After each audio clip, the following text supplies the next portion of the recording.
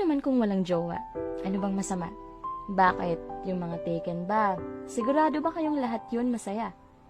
Kaya nga nakakapagtaka, ang daming ngawa na ngawa dahil lang sa wala silang syota. Bakit? Ikamamatay nyo ba? Ang sarap kayang maging malaya. Magaan sa pakiramdam kapag wala kang kasintahan. Lahat pwede mong magawa. Walang magbabawal, walang gastos, walang mga aaway, walang mag-uutos. Saka isa pa, hindi pa rin ako handa.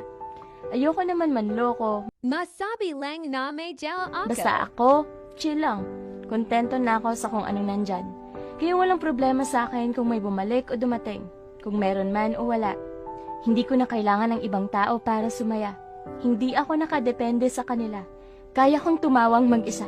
Dahil bago pa man nila ako makilala, kumpleto na ako kahit wala sila.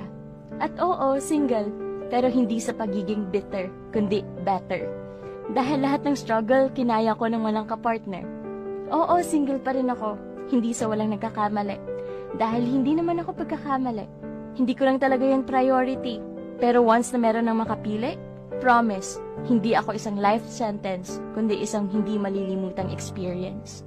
Hindi ako magmamadali, kahit ang dami nilang sinasabi, mahirap nang magkamali. Mangyayari naman talaga ang dapat mangyari. Saka kahit wala naman akong nobya, at least andyan ang tropa at pamilya, kasama sa hirap at ginhawa, committed sa isa't isa na parang mag-asawa.